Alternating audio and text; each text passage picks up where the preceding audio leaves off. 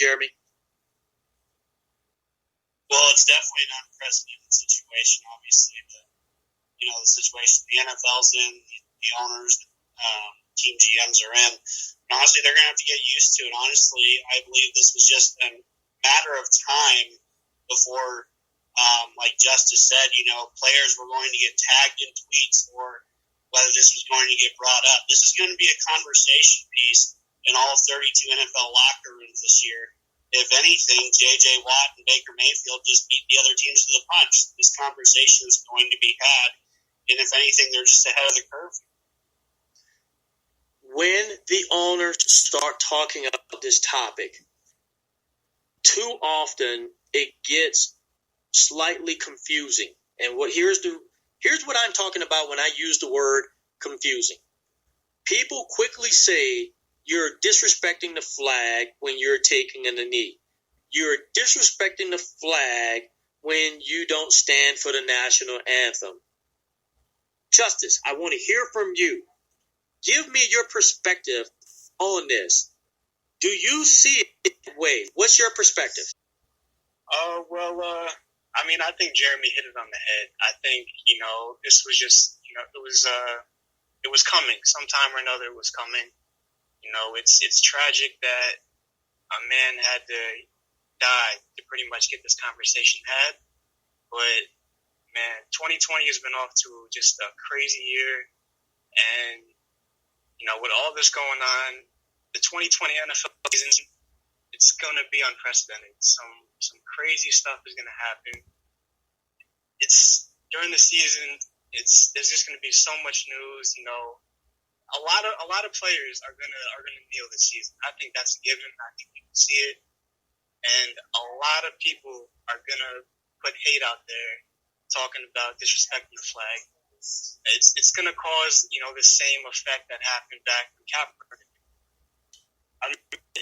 It's gonna be unprecedented. I don't know what to expect, but with 2020 going the way it is, it's gonna be bad. And it's definitely a conversation that needs to be had, though, but it's definitely going to be something to see. Go ahead and take a quick break. Once again, you are the Extra Point.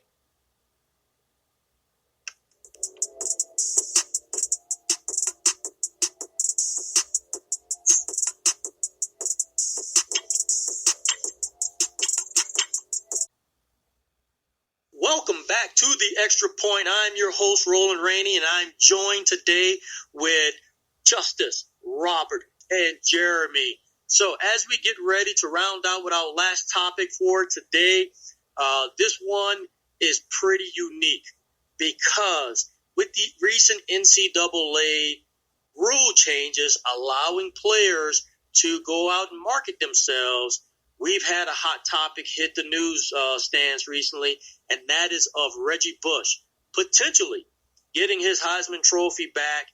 And folks, there are some, on both sides of the fence. Some people truly support it, never thought he should have lost the Heisman in the very beginning. And then there's folks on the other side of the fence stating that he did something wrong, and that's just the way it is. He broke a NCAA rule. So, Justice, what's your take on Reggie Bush and the Heisman Trophy? Well, I just want to go on record first saying I have despised the NCAA for years now. What they did to Reggie Bush, I just thought it was a complete, just asinine punishment, if you want to put it that way. To ban someone from their alma mater for 10 years over, I think it was over an agent who was interested in him in high school. He gave him, I think it was a few perks and some money when he wasn't even in college yet. To give him that level of punishment, I think was completely unfair. The NCAA to me is one of the greediest organizations I've ever seen. They really set out to handcuff these college players. They don't want them to make any money. They want to be able to make all the money off of them. They don't looking out for themselves. And to accomplish what Reggie Bush has accomplished, I think they should 100% give him back his Heisman Trophy. I think it was completely unfair to begin with, and I really hope they do the right thing here. Give that man back what he deserves. Ooh, there it is, ladies and gentlemen, the rawness of a conversation that needed to be had. Jeremy, out there in Indiana, what's your thoughts? Well, I mean, I think you'd be hard-pressed to find an athlete that would not take what Reggie Bush took when he did it. He got all these perks. He got money. He was a prestigious college football player that was going to go make his mark in the NFL. I don't think you'd find many athletes that would turn down that type of offer from an agent to begin with. But I will say, while I think, I don't think he's going to get the Heisman Trophy back instantly. I think there's going to be a bit of a step process for him to get that back. One of the mission statements of the Heisman Trust is to ensure the continuation and integrity of this prestigious award. And unfortunately, Reggie Bush is just on the wrong side of history here when it comes to the Heisman Trust Foundation. Whether us as fans, we all know Reggie Bush won the Heisman and he deserves the Heisman. But unfortunately, I think the Heisman Trust voters are going to kind of be set in their ways here, and he's going to have to kind of earn that trophy back, even though we all know he well deserved it for his actions on the field in stellar play. So, Jeremy, you mentioned something here. You mentioned being on the right side of history with Reggie Bush. Having said that, do you believe, or do you even think that maybe it's the NCAA who should be on the right side of history and making sure that he receives that Heisman Trophy? Well, they definitely have the opportunity to be on the right side of history by giving it back. And with their recent vote to allow athletes to start making money off their own brand, and their image and likeness, they can definitely set a precedent here if they want to. The real question is, will they? That is the question. Will they do it? So I want to throw a monkey wrench into this conversation. Now, I'm going to vector just a tad bit outside the sport of football, but I'll bring it back. Trust me, I'll bring it back. The same argument, or I should say, could the same argument be made in regards to LeBron James?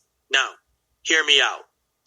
In high school, LeBron James and his mother were accused of receiving very lavish gifts from an agent. And in doing so, there was a lot of talk, I should say, about him fine. I believe at the time they talked about giving those gifts back.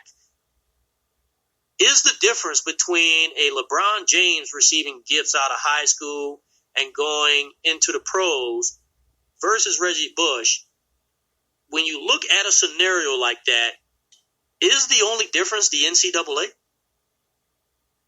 What do you think, Justice? Absolutely. I think the main thing in that situation is that LeBron never went to college. He went straight to the NBA. And, because he chose to forego college, that kind of got swept underneath the rug and kind of got forgotten. But I just want to highlight on Reggie Bush that, he did something with good class. The Heisman was never formally taken from him. He actually relinquished it before the NCAA had a chance to take it from him. And I was watching a clip on ESPN that I found hilarious.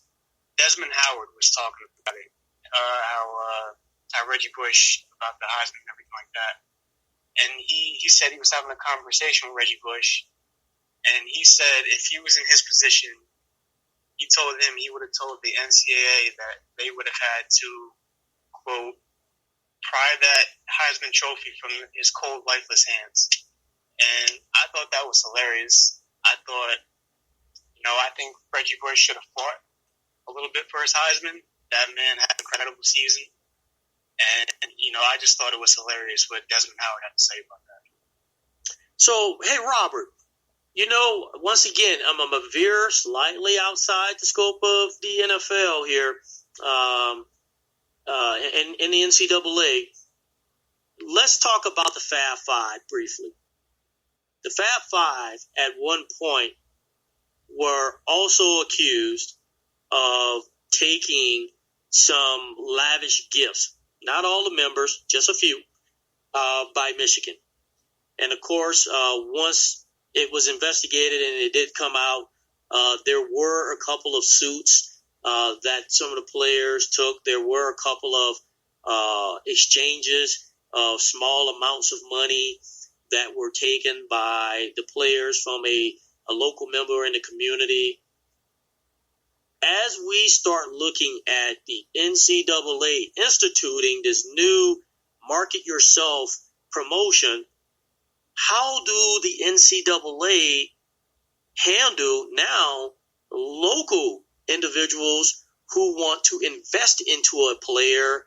Do you think that's going to be an issue here, Robert? Absolutely, Roland. I think this is going to be a big issue. With the NCAA trying to come on, being on the right side of history in regards to letting student athletes profit off their name, image, and likeness, I think you're going to see a trickle-down effect. I think you're going to see this in high school. Now you're going to see agents and you're going to see, spokespersons for these high schools, these prep schools, that's going to also try to do what the NCAA is doing, is trying to make money off the athletes, whether it's through these 7-on-7 passing camps, whether it's AAU basketball, et cetera, et cetera. I think you're going to just see a trickle-down effect of, athletes just getting paid for their brand and branding themselves. For example, you see what the NBA is doing. They're letting, high school players, if they don't want to go to college, they can just go to the G League affiliate. But I think you're going to see a lot of different avenues start to spark up. So it's going to be interesting moving forward. Having said that, now you're looking potentially at high school players, parents' involvement, parents wanting to market their kid to ensure that as they potentially get into a university or even target a specific university, that maybe there's this long, illustrious campaign behind what they are promoting themselves to be to that university. You mentioned that this potentially will become a problem. What I see out of this is this second and third order effect. I know you used the words trickle down, and I totally agree with that, but I'm going to use the words second and third order effect because, to your point, Robert, the second and third order effect will be, how far does this go? Do high schools now take on a similar model? And if high schools are now taking on a similar model, how do you level the playing field when it comes to let's say, a standout high school athlete that is promoting himself, not just to promote himself, but to promote himself to target a very specific university? What's your thoughts on that, Jeremy? Well, I think I definitely think the recruiting landscape here is going to be forever changed, especially when it comes to basketball, because there is a shorter gap between going from a high school basketball player to an NBA player, just as there is in baseball, as where you see high school athletes get drafted by Major League Baseball teams, as where there's a much bigger gap physicality-wise from a high school player to the NFL. And in that regard, I think football, it will be a little easier to recruit in all of this. But as far as basketball and baseball go, I think those are going to be individuals that profit more from their own brands more than anything, because their path to their professional playing career is significantly less than what a football player's trajectory is. Because there's definitely a physical maturation It has to happen before you can just go and start